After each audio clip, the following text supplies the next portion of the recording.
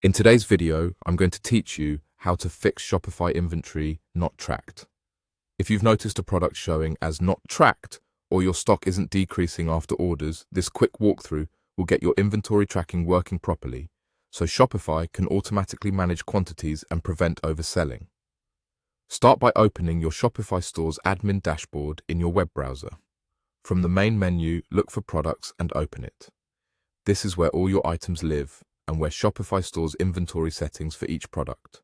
Next, click on the specific product that's showing as not tracked or isn't updating stock the way you expect. This takes you to the product details page. Take a moment to confirm you're on the correct product, especially if you have similar items, because the changes you make here will only apply to this one. Now scroll down the page until you see the inventory section.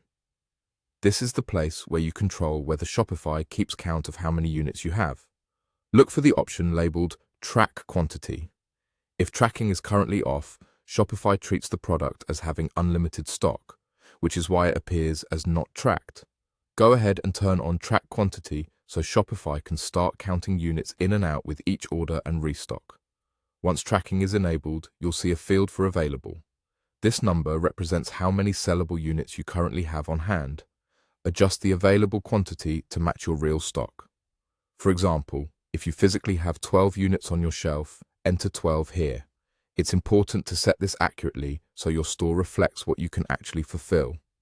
When you've set the correct quantity, scroll back up or down to find the Save button and click Save. Saving locks in your changes and activates inventory tracking for this specific product. Without saving, your settings won't update, so don't skip this part. After saving, the product is now tracked.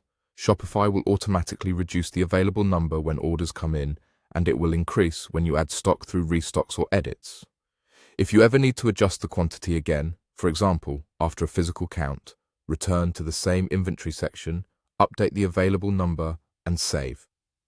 A quick tip: if your product has variants, each variant has its own inventory settings inside the same product page. The process is the same within each variant's inventory area.